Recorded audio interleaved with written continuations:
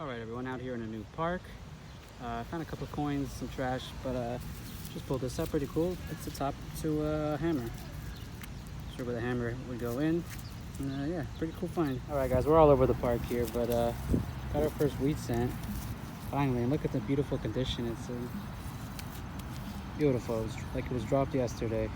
Alrighty, hopefully you can find some old stuff now. All right, guys, just found this. Maybe it's a case for a box of cigarettes. Rank up in the high 90s on the Garrett AC Max here. It looks like there's another insert layer here as well. No writing or anything on it. So, all right, guys, got ourselves a little watch face, little bezel, or bezel, I think that's what it's called exactly. Well, it must be a watch day. Got ourselves a broken eye watch. I wonder what I can do with this, but pretty cool. Someone's very sad. All right, guys, we got something with some numbers and some writing. April 30th.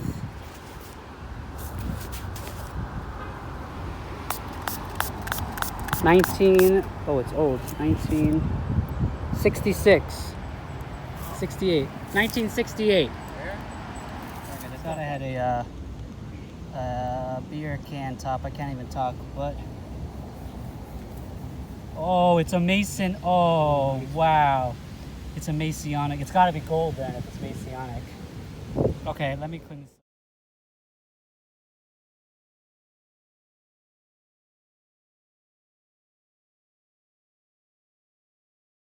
All right, guys, here it is.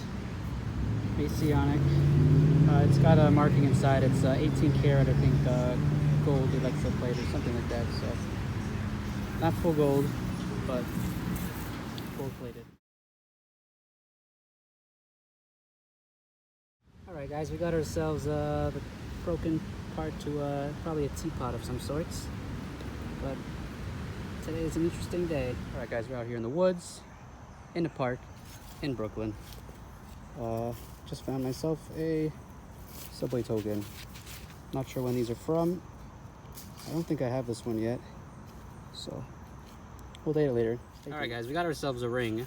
I was digging over there. I'm not sure if I flung it out and it ended up in the surface or if this is just on the surface, but here it is. Don't think it's anything precious at the moment, but we'll test it maybe later. Very odd. Odd. I don't know what I have here. It could be a button, some sort of snap. It's got some sort of ellipsi right there. We'll clean it up later. It's got maybe a gold plating to it. Okay, I came up here, there's a little mound up here. And I got a 1920 penny on the surface. And then I kept looking around and I just found myself a clay marble. So we'll poke around this little mound for a little bit and then we'll probably head down this little hill and see if there's anything that washed up. All right, got ourselves a surface find. There is water in the park, but not that close. So pretty interesting. All right, guys, we got ourselves a little bit of an edge, a rim, whatever. It looks like we got ourselves a very small, thin silver ring or something. All right, guys, it's hard to see, but actually it's not so hard to see right there. My index finger is sterling silver. It's got a nice little design in the front. So second ring of the day. I'm on 30 plus rings, so pretty crazy. It takes people years. All right, guys, we got something in the hole. See that?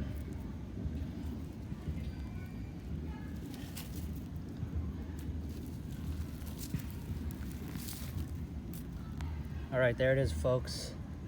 All right, let me clean it up and I'll get back. There's nothing precious, I don't think. You can see it's flaking, but the front's pretty nice. Okay, not too far from that necklace, we got ourselves... Merc? Oh, a barber!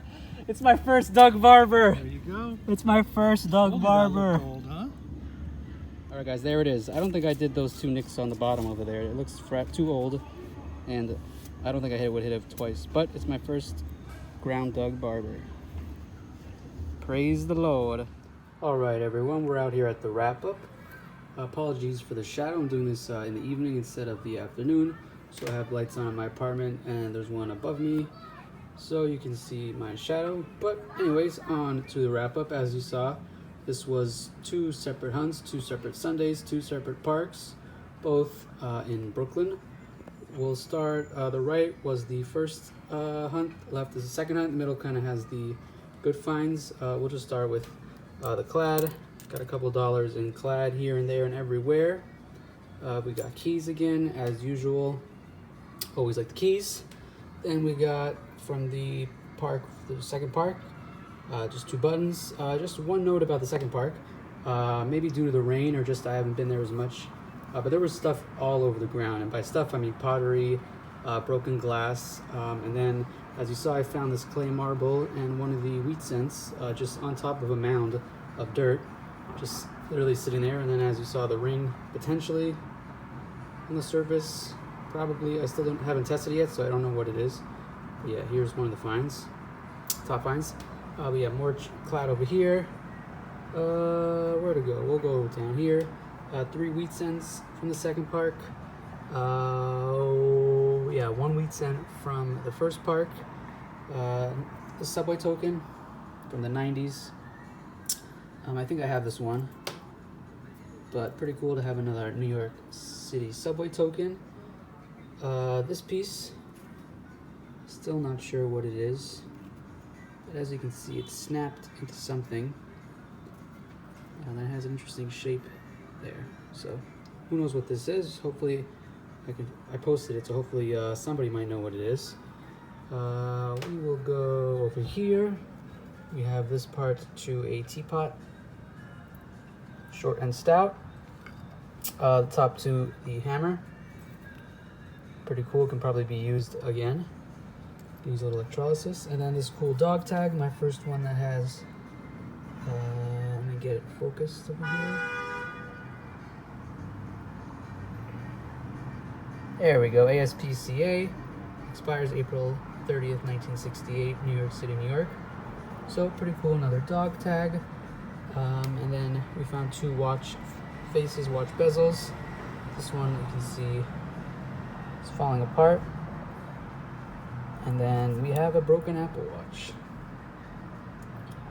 So somebody was very sad that day when they lost this or broke, and then yeah.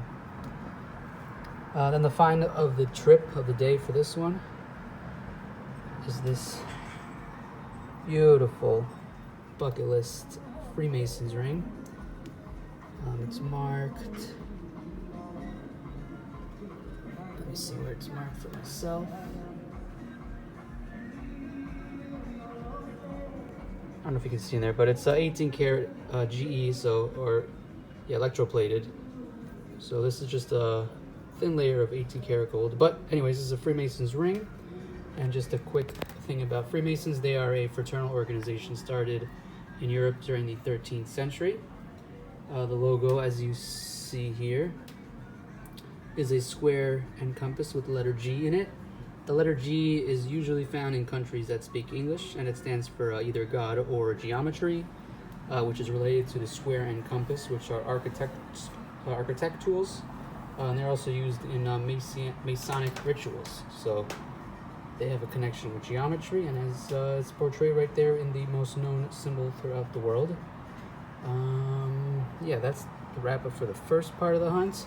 The second hunt, we got this side of the highlights. We saw the ring. We have this locket. Nothing precious. You can see it's falling apart. It's pretty nice. I don't think it's a locket. I don't think it opens up or anything.